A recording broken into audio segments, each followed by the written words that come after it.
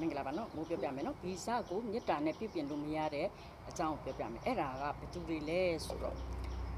ဖောက်ပြန်မှုကိုအမြဲတမ်း update လုပ်နေတဲ့သူတို့ပင်ကိုဗီဇကို update လုပ်နေတဲ့လူတွေဆိုရင်မြစ်တာနဲ့တွားပြင်လို့မရတော့ဘူးအဲ့လိုလူတွေနဲ့များပတ်သက်မိရင်ကိုကဘယ်လိုနေရင်ဆိုင်ရမလဲသိလား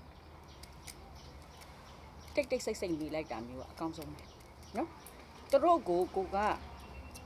အခုပထမတစ်ခါဖောက်ပြန်တယ်ကိုမိသွားတယ်ပြောတယ်ဒါပေမဲ့သူတို့ကကိုယ်ဘာမှပြောမှာမဟုတ်အဲ့ဒီအမျိုးသမီးအမျိုးသားတွေနဲ့လည်းသူတို့ရက်တန်လိုက်တယ်ဒါပေမဲ့သူတို့ကလေသူတို့ရဲ့ဗီဇအမြဲတမ်း update ဖြစ်သွားတယ်တစ်ခါရက်လိုက်တစ်ခါ update ဖြစ်ပြီးနောက်ထပ်တစ်ယောက်နဲ့ထပ်ဖောက်ပြန်တယ်ထပ်မိအောင်မလားထပ်ပြီး update ဖြစ်ညှက်အောင်မှာညှက်ပြီးထပ်ဖောက်ပြန်အောင်မှာဒီတော့ကိုဘာပြောသူတို့ရဲ့ဗီဇဘယ်တော့မှပြန်လို့မရတော့တဲ့အတွက်သူတို့ကဖောက်ပြန်နေ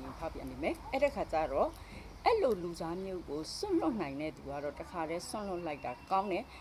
သူ့ကိုစွန့်လွတ်ဖို့အတွက်ကိုယ်မှအဆင်မပြေသေးဘူးအဖက်ဖက်ကတွေးနေရတယ်ဆိုရင်တော့မိုးပြောချင်ပါတယ်အဲ့လိုလူစားမျိုးကိုဗီဇကိုမြစ်တာနဲ့ပြုပြင်ပြီးဖို့လည်းမကြိုးစားနဲ့ရန်တွေ့ပြီးတော့ရက်တက်မှုလည်းမကြိုးစားပါနဲ့စက်တနာတွေမွေးမြူပြီးတော့လည်းဒီဟာကြီးကိုရေချေပေါ့နော်ကိုစင်းရဲ့စိတ်စင်းရဲ့ဖြစ်အောင်မလုပ်ပါနဲ့အဲ့တော့သူတို့ကို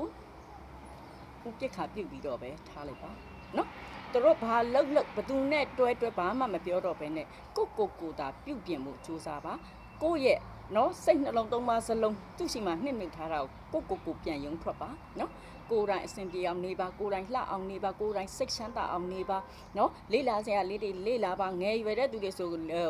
ဒီနေ့ခေတ်မှာလေးလာတင်စေရတယ်အများကြီးပါလေးလာတင်ယူပါနော်ကိုတိုးတက်ကြီးပွားအောင်လုပ်ပါကိုအတွက်အကျိုးအမြတ်ရမယ်အလုပ်တွေဝဲလုပ်ပါနော်ဒီကိုဖောက်ပြန်သွားတဲ့အိမ်တော်ကြီးပေါ်မှာစိတ်နှစ်ပြီးတော့စိတ်ဆင်းရဲကိုဆင်းရဲမနေပါနဲ့တော့နော်အဲ့တော့မိုးပြောချင်ပါတယ်ကိုအတွက်စိတ်ချမ်းသာအောင်နေ